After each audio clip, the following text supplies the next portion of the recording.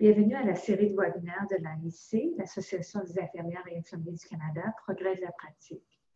Le webinaire d'aujourd'hui s'intitule « Soutenir l'écolittératie dans la pratique infirmière ». Cette session sera enregistrée pour que les infirmières et infirmiers qui n'ont pas pu y assister puissent l'écouter.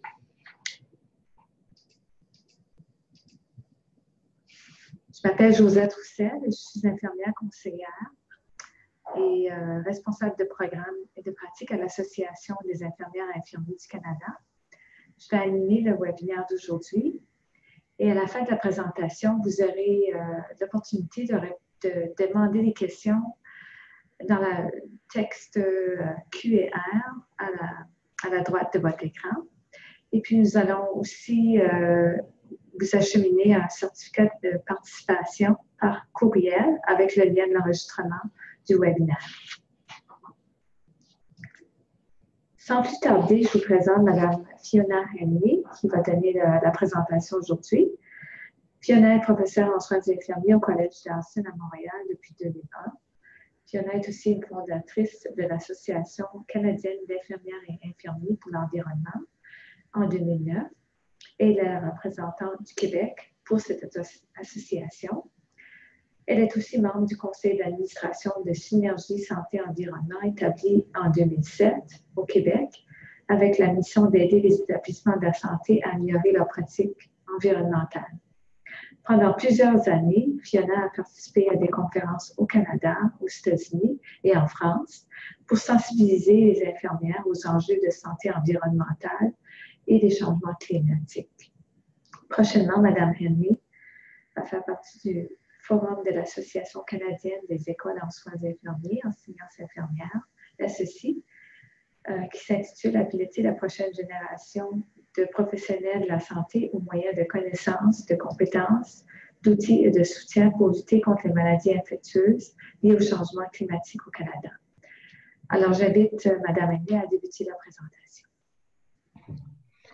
Bonjour tout le monde et merci beaucoup à Josette et à l'Association des infirmières et infirmiers du Canada. Je suis très heureuse d'être parmi vous aujourd'hui et de parler de notre travail et de notre association. Les objectifs ici sont écrits et je dois dire qu'avec un sujet si large, nous allons prendre le temps de présenter seulement une partie de notre travail et donne un petit aperçu des enjeux principaux et quelques pistes de réflexion et de l'action. Juste pour dire aussi que je vais utiliser le terme infirmière seulement pour alléger ma présentation. Prochaine diapo. Notre association représente les infirmières partout au Canada vouées à l'avancement de la santé environnementale dans tous les domaines de la pratique infirmière, que ce soit en clinique, recherche, éducation et politique.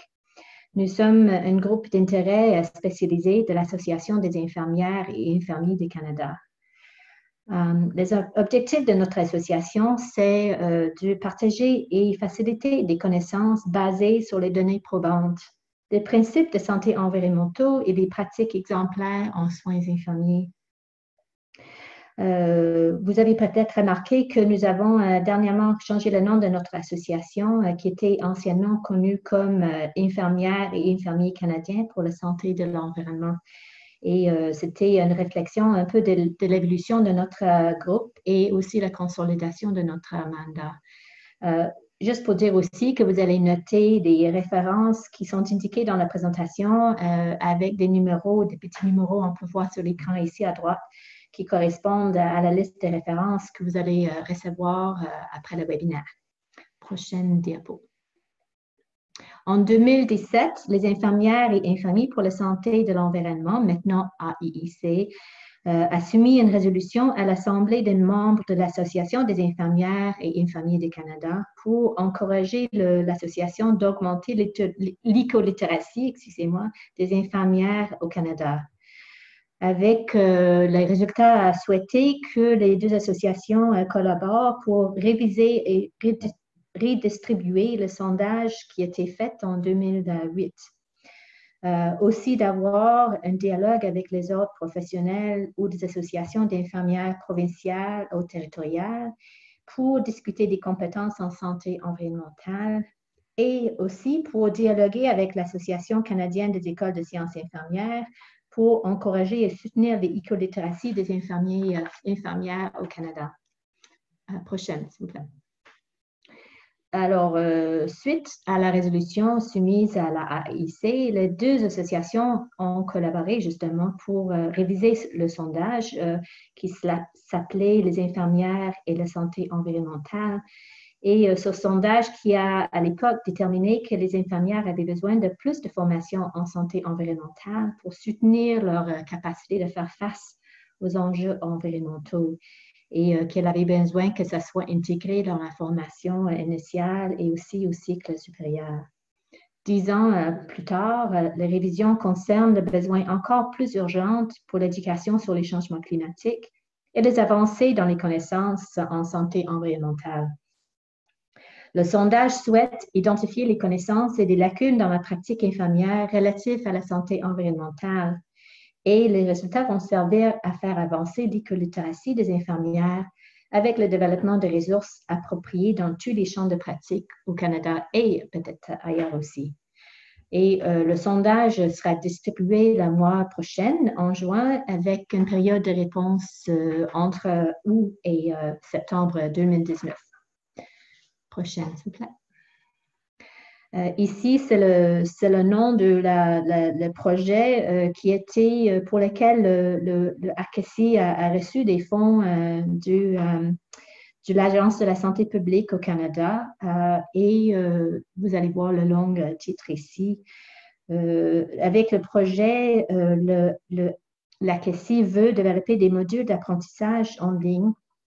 Et les modules vont fournir des renseignements de grande qualité et des études de cas animés dans un format dynamique et facile à utiliser pour les infirmiers et infirmières au Canada. Le projet est censé de dérouler sur une période de 30 mois, alors jusqu'en mars 2021. Prochaine diapo. Alors, c'est quoi ce terme l'écolittératie? Quand on regarde, il y a quand même plusieurs définitions, mais l'idée, c'est qu'elle est fondée sur la transformation de notre compréhension du lien qui existe entre les humains et les écosystèmes. Le terme est souvent attribué à David Orr, professeur et écrivain au Collège Oberlin au Vermont, et aussi par le physicien Fritjof Capra. Selon Capra, les problèmes écologiques auxquels fait face la société résultent du manque de compréhension de notre place dans la toile de la vie. L'écolittératie est conçue donc pour corriger cette lacune et acquérir une compréhension profonde de notre monde et l'interdépendance de toutes les espèces et écosystèmes. Elle inclut aussi un aspect de praxis ou action basé sur cette réflexion. Pour les infirmières, l'écolittératie va fournir des connaissances, l'attitude et habilités pour appliquer les principes de durabilité dans le secteur de la santé et dans l'éducation et peut fournir aux infirmières une compréhension des facteurs environnementaux qui influencent la santé et le bien-être des populations. Prochaine diapo, s'il vous plaît. La AIIC, l'Association des infirmières et infirmiers du Canada, a longtemps compris le rôle important des infirmières dans l'action pour protéger l'environnement et composer avec les changements climatiques et a créé plusieurs initiatives pour soutenir l'engagement des infirmières. Cet énoncé ici de 2017 remplace celle de 2009, les changements climatiques et la santé, aussi pour réfléchir les avances dans les connaissances. L'AIC soutient l'engagement des infirmières dans l'action pour le climat et réalise l'impact profond du climat sur la santé humaine, ce qui fait partie des responsabilités éthiques des infirmières. Prochaine, s'il vous plaît. Les Conseils internationaux des infirmiers et infirmières est une fédération fondée en 1899 et comprend plus de 130 associations nationales d'infirmières. Alors, il représente plus de 20 millions d'infirmières dans le monde. Et l'Association canadienne des infirmières et infirmiers fait partie de cette fédération. L'année passée, 2018, le CII a révisé sa prise de position, les infirmières, les changements climatiques et la santé.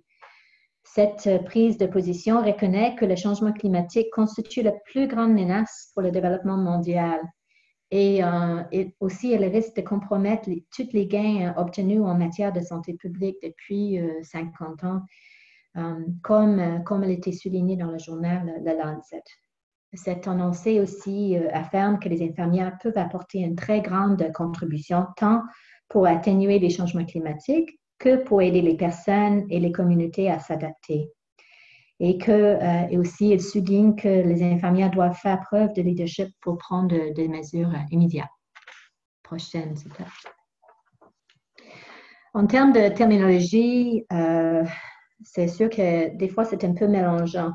Et ce n'est pas nouveau de penser de la lien entre l'environnement et la santé.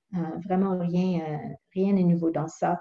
Depuis même la Grèce antique, Hippocrate conseille aux médecins de considérer le lieu, les saisons, la qualité de l'air et de l'eau dans les soins des patients.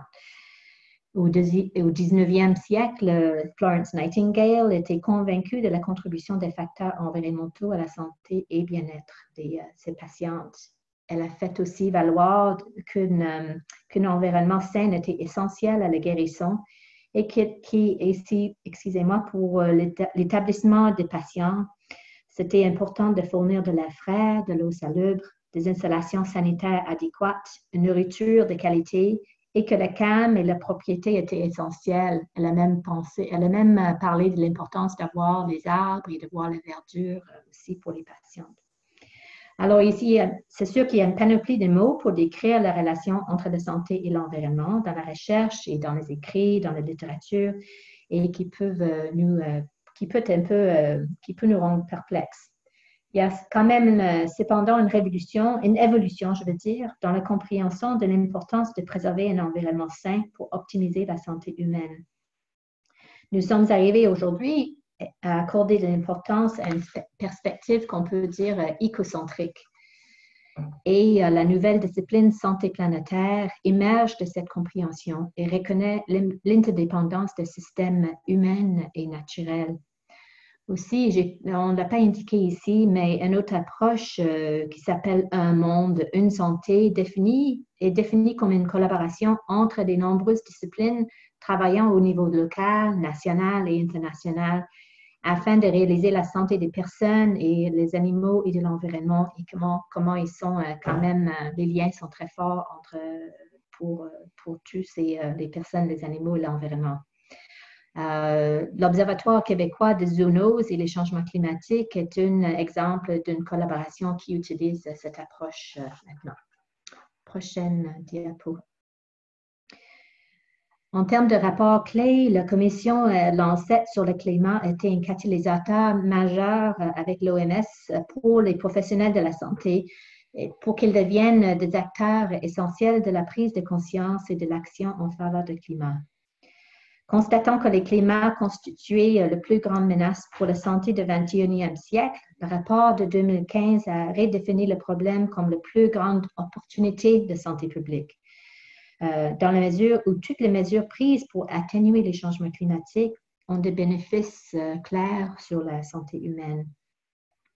Le countdown, le compte à rebours 2018 de Lancet Canada présente un nombre de recommandations importantes, notamment la nécessité d'une surveillance standardisée de la morbidité et la mortalité liées à la chaleur, l'éducation au climat pour les professionnels de la santé, la tarification de carbone partout au Canada et la réduction de dépendance au charbon et d'autres ressources d'énergie à base de combustibles fossiles. Les principaux messages de rapport sont que les symptômes humains de changement climatique sont sans équivoque, et peut-être irréversibles. Et aussi que la réponse tardive au changement climatique par le passé affecte la santé des populations du monde entier aujourd'hui. Prochaine. Ici, on voit quelques images qui étaient prises lors d'un appel à l'action. Ça, c'était une action très importante qui a eu lieu en février dernier, où l'Association canadienne des médecins pour l'environnement a lancé cet appel sur les changements climatiques et la santé. La collaboration a invité tous les partis fédéraux du Canada à considérer le changement climatique comme la plus grande menace pour la santé au 21e siècle, comme indiqué dans le Lancet. Ils ont souligné aussi que les politiques pour lutter contre le changement climatique produira les bénéfices immédiats pour la santé et aussi réduire les coûts de la santé et peut renforcer la cohésion sociétale et équité dans nos communautés. L'Association canadienne des infirmières et infirmiers a été un partenaire essentiel dans cette collaboration et en promouvant le rôle des infirmières peuvent jouer dans la défense de l'action sur le climat. Dans une année électorale, la coalition a fait appel pour que tous les partis politiques mettent le changement climatique au centre de leur plateforme électorale et de prendre des engagements fermes pour minimiser les effets des changements climatiques sur la santé des Canadiens. Prochaine.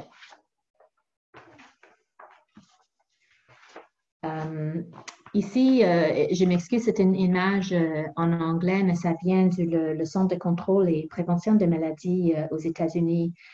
On peut voir dans l'anneau central le cycle d'augmentation de dioxyde de carbone qui entraîne de hausse de température, des conditions météorologiques plus extrêmes et une élévation du niveau de mer.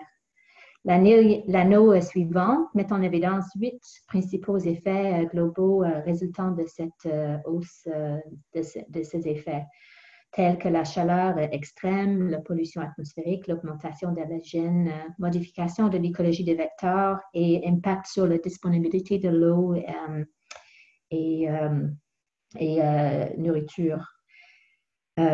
Chaque effet a un lien avec la santé humaine. Et je vais élaborer un peu plus dans les diapos suivantes sur quelques-uns de ces effets. Prochaine, s'il vous plaît. Ici, c'est une carte canadienne encore, c'était disponible seulement en anglais, mais je pense que c'est assez clair pour voir, c'est une indication de certains risques pour la santé associés avec les changements climatiques au Canada. Les Canadiens risquent à la fois d'avoir les effets directs, c'est-à-dire une chaleur et des températures extrêmes, et aussi des effets indirects tels que les maladies infectieuses, la contamination de l'eau, des aliments, la perte de revenus et d'autres effets socio-économiques résultant des événements climatiques. Et ça inclut les effets sur la santé mentale, qui est une grande préoccupation. Les communautés du Nord sont particulièrement exposées au changement climatique, à la contamination et la perte d'aliments traditionnels, la perte de territoire et à la mobilité liée à la diminution de la banquise et aussi à l'identité culturelle et ce qu'on appelle la nostalgie ou le deuil écologique. Les inondations au Québec et dans les Maritimes, les incendies de forêts en Colombie-Britannique et dans le nord de l'Alberta, les sécheresses dans les prairies ont tous les effets importants sur la santé physique et mentale au présent et aussi pour le futur. Prochaine, s'il vous plaît. Ici, on voit une image de nouveaux rapports publiés en avril de cette année par Environnement et Changement climatique et Pêche et Océan Canada et Ressources naturelles Canada, avec des experts universitaires. Le rapport était assez alarmant et il fournit une évaluation robuste et variée des changements climatiques au Canada aujourd'hui et à l'avenir. On n'est pas à l'abri des effets des changements climatiques. Il y a 10 déclarations en tête et qui résument de manière concise le climat changeant au Canada. Peut-être juste pour dire aussi que au Canada, le réchauffement passé et futur est en moyenne 2 fois plus grave que le réchauffement planétaire et que le nord du Canada s'est réchauffé et continuera de faire plus de double le taux mondial en termes de réchauffement planétaire. On peut passer à la prochaine. Ici aussi, c'est une indication ici de 2 graphiques ici qui mettent en évidence le nombre actuel et prévu pour des jours dépassant 30 degrés Celsius pour les villes canadiennes. Vous pouvez voir un nombre croissant de journées chaudes pour chaque ville et avec les années successives. Et le nombre de jours avec une température maximale de 30 degrés devrait doubler dans les 5 à 20 prochaines années et plus que tripler d'ici 2081, ce qui entraînera probablement une nouvelle mortalité liée à la chaleur.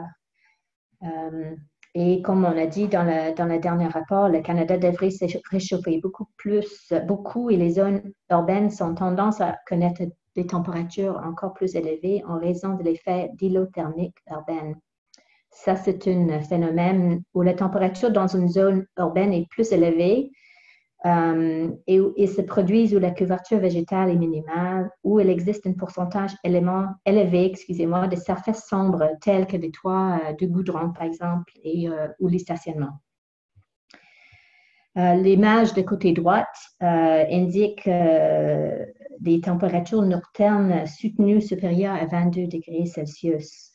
C'est important parce que les vagues de chaleur extrêmes, pendant la vague de chaleur extrême, il n'y a pas de soulagement nocturne où les températures élevées sont maintenues toute la nuit. Et pour remarquer, un exemple, c'était lors de la vague de chaleur 2003 en Europe, 21 à 35 000 personnes sont décédées à cause de la chaleur extrême et avec aucun répit nocturne. Prochaine diapo. Chaleur extrême, c'est sûr qu'il y a plein d'exemples, malheureusement, des effets de la chaleur extrême et assez dramatiques.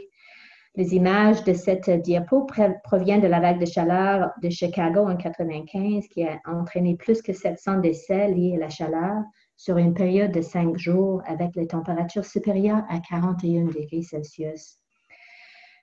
Et aussi des températures nocturnes élevées aussi. Et typiquement, la plupart des victimes étaient des personnes âgées, pauvres, vivant au cœur de la ville, dans les îlots de chaleur, et qui n'avaient pas de climatisation ou pas de moyens de le mettre en marche. En plus, on est consciente que souvent les personnes âgées hésitent à ouvrir les fenêtres la nuit ou les portes peur des crimes. Beaucoup des victimes de la vague de chaleur vivaient dans la pauvreté ou dans l'isolement. D'autres exemples, à Montréal, en 2010, plus que 100 décès dans la ville ont été attribués à une vague de chaleur et plus que 3000 admissions supplémentaires aux services d'urgence. L'été passé, ici à Montréal, en 2018, on a estimé que la vague de chaleur de juillet a causé à peu près 86 décès au Québec et dont 66 à Montréal. De ce nombre, à Montréal, la plupart résidaient dans les îlots de chaleur. Alors, les personnes les plus vulnérables en chaleur sont les aînés, les personnes en faible revenu, vivant en isolement social, ayant une maladie chronique ou des troubles de santé mentale ou qui habitent dans un îlot de chaleur. Et c'est sûr qu'il est clair que ceux qui habitent dans un îlot de chaleur sont 2 fois plus à risque de décès lors d'un épisode de chaleur extrême. Il est à noter aussi que le Québec est jusqu'à maintenant la seule province à surveiller les décès liés à la chaleur en temps réel. Prochaine, s'il vous plaît. Phénomène météorologique extrême, c'est sûr que c'est le résultat des changements climatiques de plus en plus, les orages plus fréquents, par exemple, ou violentes, l'élévation des niveaux de la mer, instabilité côtière, les fortes pluies, les inondations, et aussi les sécheresses dans certaines régions qui affectent la production agricole et contribuent aux incendies de forêt. Il y a plusieurs effets sur la santé suite aux événements extrêmes, les effets sur la santé physique et mentale, comme j'avais déjà indiqué. Les changements climatiques aussi peuvent avoir une incidence sur l'infrastructure de soins de santé lors des événements météorologiques extrêmes. Par exemple, en Alberta et Saskatchewan, en 2013 et 2014, des patients étaient transférés de plusieurs hôpitaux et centres de soins de longue durée. En avril et mai 2019, nous avons connu des inondations importantes au Québec et dans l'Outaouais, par exemple, exacerbées par les changements climatiques, avec un hiver très froid, avec un cocktail d'événements météorologiques, comme on dit, des conditions très glacées, beaucoup de neige et printemps tardif. Le sol était moins efficace pour absorber la neige profonde. Prochaine diapo, s'il vous plaît. Pollution de l'air et les changements climatiques sont étroitement liés. L'extraction et la combustion de combustibles fossiles contribuent à la pollution de l'air et sont aussi la cause principale des changements climatiques. La pollution atmosphérique est une des principales causes de décès dans le monde et selon l'OMS, fait à peu près 7 millions de victimes par an. C'est un facteur majeur de maladies non transmissibles telles comme les crises cardiaques, les accidents cardiovasculaires et le cancer des poumons. L'OMS voit la pollution de l'air extérieur et intérieur comme le risque environnemental le plus important pour la santé. Et on sait qu'à peu près 90% de la population mondiale, malheureusement, vit avec de l'air toxique. Une étude récente publiée dans le journal Chest propose que la pollution de l'air affecte tous les organes potentiellement du corps et toutes les cellules, et ça inclut l'air intérieur et extérieur. Alors, on peut dire de la tête aux pieds, le cerveau, le cœur, le poumon, le foie, la vessie, les os, la peau, tous sont touchés malheureusement par la pollution de l'air. Et les maladies comme le diabète, la démence, le cancer de vessie, etc. sont inclus dans les maladies liées avec la pollution de l'air. Peut-être l'impact le plus dérangeant de l'air toxique, c'est les dommages causés à la reproduction et aux enfants.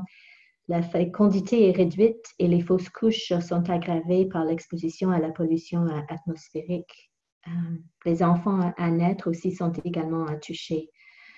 Comme je dis, cette pollution aussi est liée au faible poids à la naissance des bébés avec des conséquences à long terme.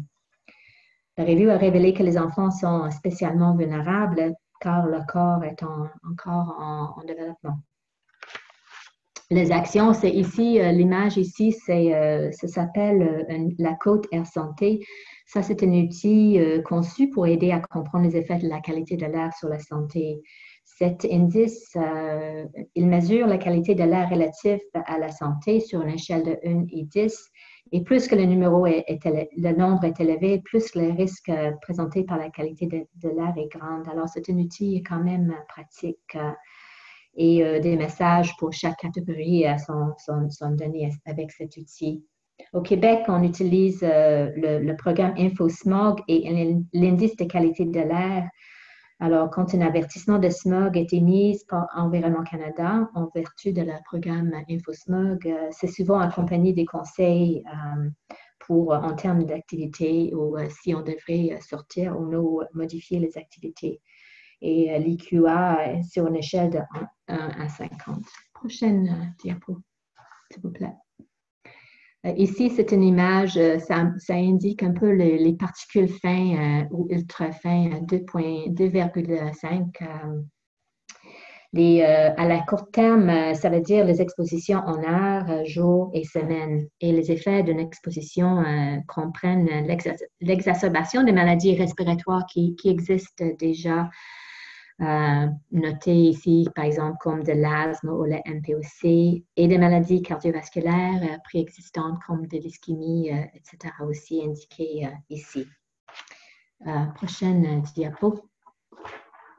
L'exposition à la long terme, ça veut dire plus les expositions tout au long de la vie. Elle est associée avec des mortalités accrues, la bronchite chronique, par exemple, le cancer du poumon. Il est compris que la pollution de l'air peut entraîner le développement d'une nouvelle asthme aussi. C'est de nouvelle asthme aussi. Prochaine, s'il vous plaît. Vecteurs, ça c'est aussi, les maladies à vecteurs sont complexes et c'est sûr que le climat, c'est un facteur majeur qui peut influencer le cycle de transmission des maladies. Les changements de température et aussi l'humidité sont des facteurs qui peuvent affecter la prolifération de ces vecteurs. En raison de l'augmentation de température et la variabilité de précipitations, les risques liés à la maladie de Lyme et au virus de Nil occidental déjà présents au Canada augmenteront probablement, comme les risques de maladies transmises par d'autres tiques ou moustiques. Et il y a plusieurs conséquences, 4 principalement, des changements dans la répartition et empreinte géographique des vecteurs et transmission des maladies, des changements dans l'abondance de pathogènes et vecteurs, l'augmentation de transmissibilité et capacité pour que ce soit les maladies soient transmises vectorielles par les vecteurs, et les changements aux activités humaines qui augmentent l'exposition aux vecteurs et pathogènes aussi. Le risque au Canada est aussi aggravé par le fait que le Canada a une population âgée avec la présence déjà des maladies chroniques. Au Québec, on peut remarquer que les températures annuelles ont déjà augmenté de 1 à 5 degrés depuis 1950 et devraient augmenter de 2 à 4 degrés de plus d'ici 20 à 50. Et on a observé une augmentation du nombre de cas de zoonose chez la personne, compris la maladie de Lyme avec le vecteur de tic primaire qu'on trouve en Amérique du Nord, le Exode scapularis. Et la zone géographique a la montée de 35 à 55 km chaque année au Canada. Ça, c'est un phénomène qui est clairement lié au changement climatique. Prochaine diapo, s'il vous plaît. Ici, c'est une image qui montre les zoonoses. Et ça, c'est les maladies transmises d'animaux à la personne ou inversement. Et la transmission des maladies zoonotiques se produit par contact direct entre les personnes et les animaux ou par l'ingestion des aliments ou d'eau contaminée. L'Agence de santé publique du Canada est en train d'élaborer des ressources à l'intention des fournisseurs de soins de santé pour les aider à avoir plus de connaissances et mettre en œuvre les activités liées aux maladies infectieuses pour prévenir. Et comme j'ai aussi dit déjà, l'Association des écoles de sciences infirmières canadiennes aussi vise à préparer le futur main-d'œuvre d'infirmières à faire face aux maladies infectieuses liées au changement climatique. Nouvelle diapo, s'il vous plaît. Les allergies, en termes d'allergies, le pollen d'herbes ou des mauvaises herbes et les moisissures sont des substances en suspension dans l'air que le fois qui sont inhalées déclenchent les réactions allergiques chez les individus. Et ça peut être associé avec les maladies respiratoires comme de l'asthme ou des maladies pulmonaires obstructives chroniques. Une étude récente de la revue Lancet Planetary Health a révélé que le nombre de pollen en suspension dans l'air augmente dans le monde entier à mesure que les températures moyennes augmentent aussi. Alors, la majorité des 17 sites ont montré une augmentation de la quantité de pollen et aussi les saisons de pollen durent plus longtemps aussi. En plus, on sait que les villes de Nord qui se réchauffent plus vite que la moyenne mondiale font maintenant face à des risques d'allergie particulièrement élevés.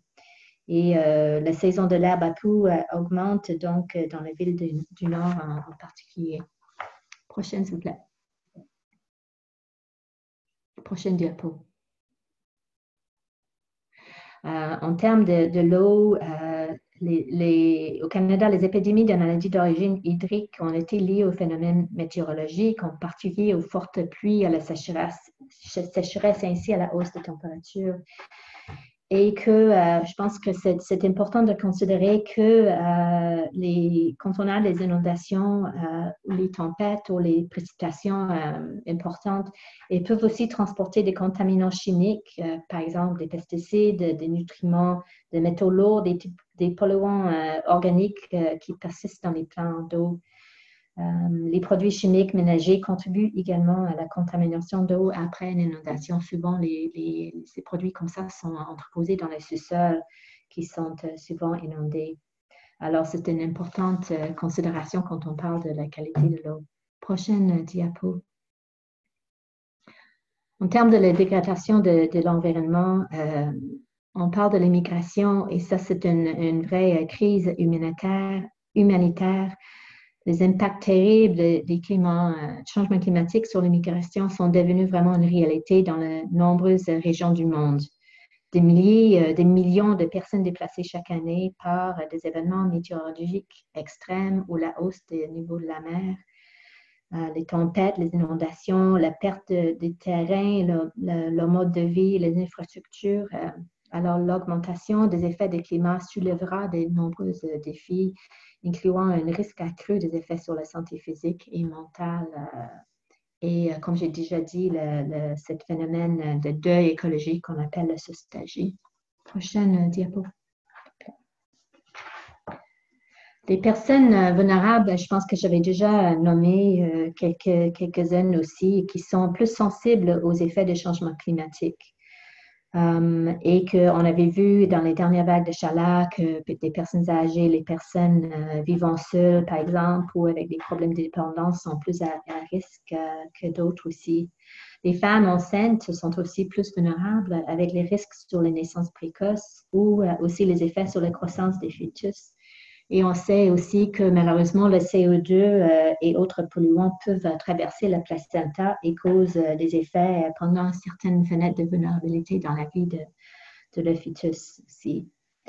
C'est important de savoir que des personnes qui prennent certains médicaments peuvent avoir une réduction de leur capacité de faire face à la chaleur extrême. Et c'est important de savoir que de conseiller ces personnes-là aussi dans les connaissances que sont plus vulnérables à cause de ça. J'avais déjà dit aussi que des communautés qui vivent dans le nord du Canada sont plus à risque parce qu'elles perdent pas seulement leur terrain, le mode de vie, mais aussi l'accès à la nourriture et la mobilité réduite aussi par la perte de glace aussi. Prochaine diapo.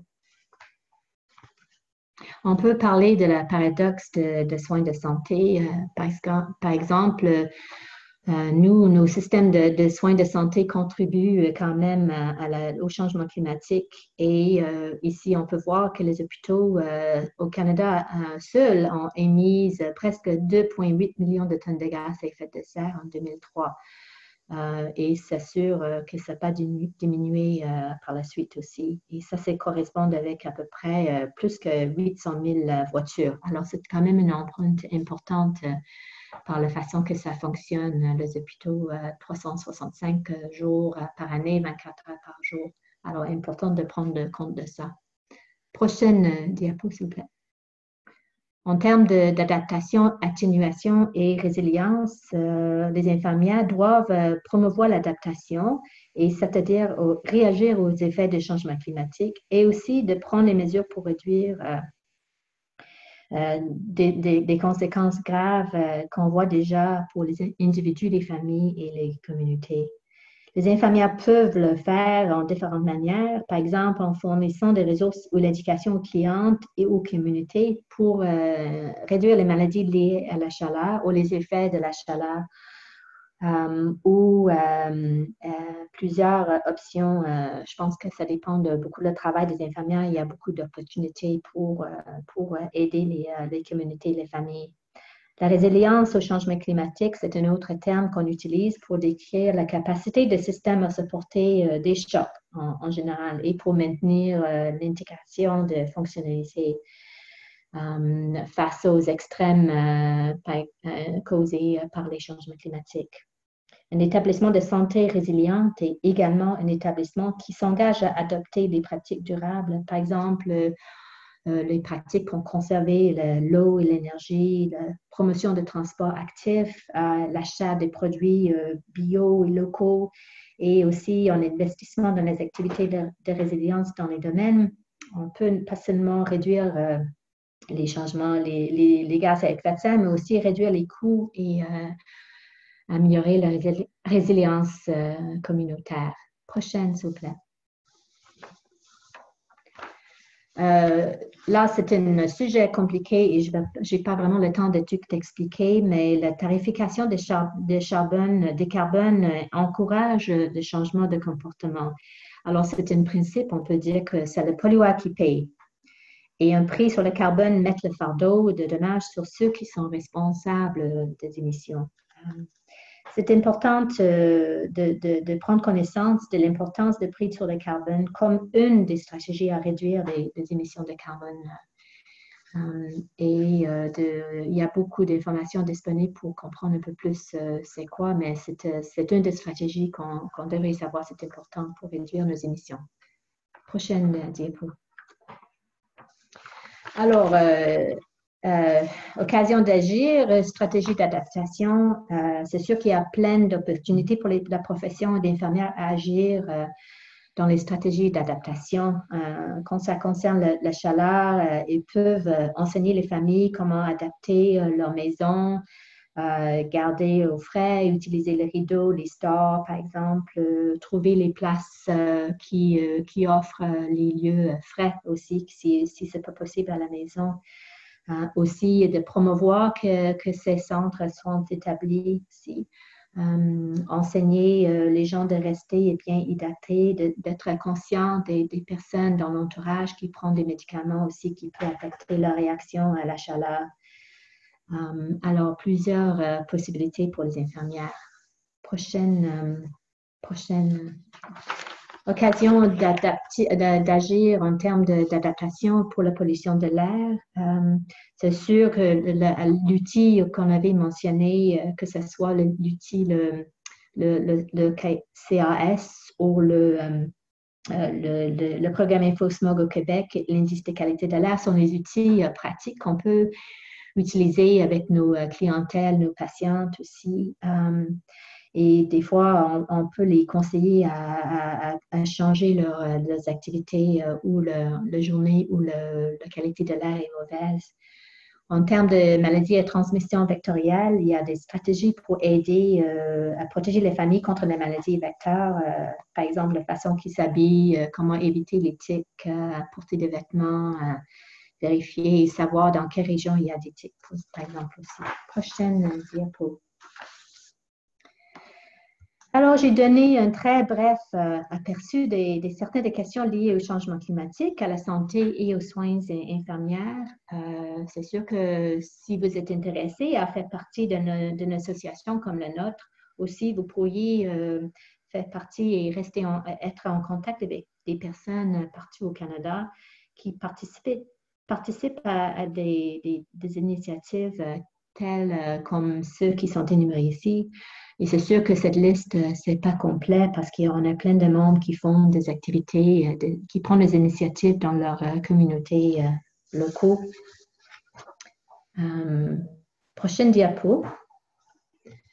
Aussi, ici, pour finir, il y a des documents de référence à venir et des initiatives très, très intéressantes à venir. J'avais déjà nommé les deux premiers.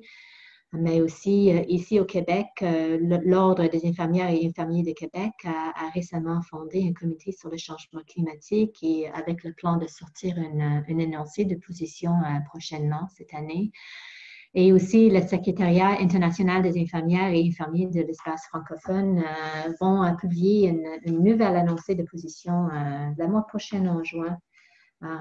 Et alors, c'est la ressource, c'est bien intéressant, mais aussi le message est clair que les infirmières ont un rôle très important à jouer en termes de changement climatique. Ici, il y a quelques ressources web. Aussi, il y en a plusieurs. Il y en a qui sont en anglais et en français. Le lien ici pour le Toolkit for Health Professionals, c'est aussi disponible en français ici, mais vous pourriez voir, il y a des hyperliens. Vous pouvez voir des stratégies et beaucoup d'informations sur les sujets ici.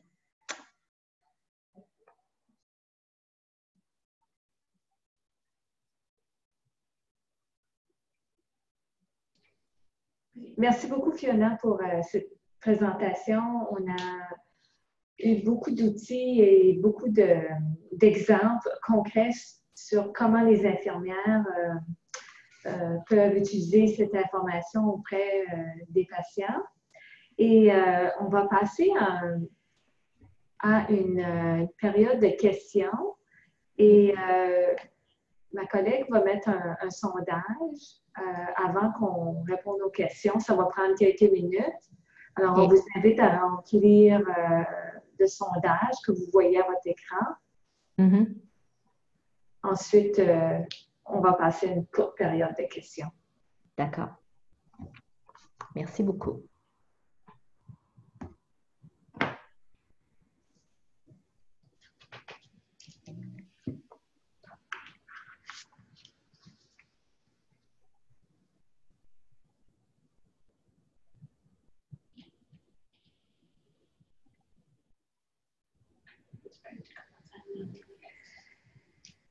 Alors, une question qui a été soumise dans la période, c'est au sujet de comment une infirmière pourrait aborder cette question-là auprès de ses patients. Alors, est-ce qu'il y a des idées que vous avez, Madame Aimée, parce que je sais que vous faites de la formation auprès des infirmières. Alors, comment on peut aborder ces questions-là sur l'environnement et la relation avec la santé? Mais je pense qu'il faut, dans un sens, il faut être opportuniste dans la pratique et voir. Je pense que le fois qu'on commence à voir avec une autre sorte de perspective, que tout est lié à l'environnement, on commence à trouver les façons d'aborder les sujets concernant la santé et l'environnement. Par exemple, si on travaille en postpartum, il y a plein d'informations qu'on peut donner aux familles, aux jeunes familles pour le soin des bébés, que ce soit les produits, que ce soit aussi les questions de chaleur aussi, et souvent on a l'idée qu'on doit emballer l'enfant beaucoup. Alors souvent de savoir l'importance d'hydrater. Aussi, si on travaille avec des personnes âgées ou des personnes qui prennent des médicaments, c'est important de savoir, de les enseigner sur l'effet de certains médicaments qui peuvent avoir les effets à la chaleur, quand il y a les chaleurs extrêmes, ils peuvent peut-être ne pas sentir les mêmes effets de la santé parce qu'ils sont avec les médicaments, ça cache un peu les effets. Je pense qu'il y a plein d'opportunités. On peut organiser les sessions de formation des infirmières dans les hôpitaux. Des fois, ils ont des conférences midi, par exemple, où on peut les renseigner sur les sujets qui touchent leur clientèle. Aussi, j'ai des collègues qui ont fourni des comités verts aussi dans leur milieu de travail ou qui fait partie d'un comité vert aussi pour discuter les enjeux qui les affectent, qu'ils voient de tous les jours dans les milieux de travail aussi. Que ce soit l'éducation des patientes ou l'éducation des autres infirmières ou les pratiques dans les hôpitaux aussi, la façon qu'on est habitué de faire les choses qui peut être nocif en termes de santé finalement parce qu'il y a une empreinte écologique. Merci beaucoup, Fiona. Est-ce que vous connaissez des projets en cours qui aident à réduire les déchets? Surtout dans nos hôpitaux, parce qu'on jette énormément. Lorsque vous avez mentionné différents comités, mais est-ce qu'il y a des projets que vous pouvez nous donner des exemples? Alors, pour les participants, peut-être c'est des choses qu'ils pourraient mettre en place dans leur milieu de travail. Oui, comme c'était mentionné au début, moi j'ai fait partie d'un conseil d'administration d'un organisme Synergie Santé Environnement au Québec. En termes des actions au Québec, avec cet organisme, il y a des gens qui sont même allés analyser le déchet dans les hôpitaux. Ils ont ouvert le sac de poubelle littéralement pour voir qu'est-ce qu'on jette pour faire une analyse. Souvent, on jette les choses qui peuvent soit réutiliser ou recycler. Et beaucoup de confusion sur qu'est-ce qu'on doit jeter dans qu'est-ce qui est toxique, qu'est-ce qui n'est pas toxique, qu'est-ce qui peut être utilisé. Alors, Synergie Santé Environnement a fait les liens et collabore avec beaucoup d'hôpitaux à travers la province pour les aider à réduire l'empreinte écologique.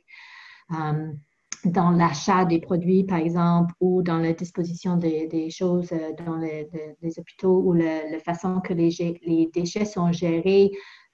Ils ont des projets avec des plastiques, par exemple, comment réutiliser les plastiques aussi qu'ils ont jetés. Aussi, il y a Healthcare Without Harm, qui est un organisme fondé aux États-Unis, excusez-moi, mais aussi qui est très présente au Canada et en Europe, ou Practice Green Health, qui ont plein de ressources, comment faire les achats des hôpitaux qui sont moins endommageants pour l'environnement et c'est quoi de le début à la fin de l'usage de ce produit, c'est quoi les conséquences. Alors, des organismes comme ça sont très, très actifs et ils ont des conférences chaque année au Canada, aux États-Unis, en Europe aussi. Aussi des sites web très, très bien développés avec plein de ressources.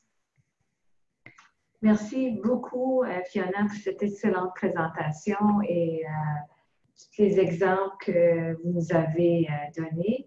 Alors, pour plus d'informations, s'il y a des gens qui veulent poser des questions directement à Mme Emily, on a son courriel et on a mis mon courriel aussi si vous voulez recevoir plus de ressources où on peut vous aider à partager certaines informations. Le prochain webinaire sera le 18 juin et se déroulera à la même heure entre midi et 13 heures. Ça va se porter sur les infirmières en pratique avancée, leur rôle dans toute la gestion des opioïdes. C'est un webinaire en anglais. Alors, je vous invite à vous inscrire si vous ne l'avez pas déjà fait. Et je vous remercie de votre participation à ce webinaire d'aujourd'hui et bonne fin de journée. Merci beaucoup.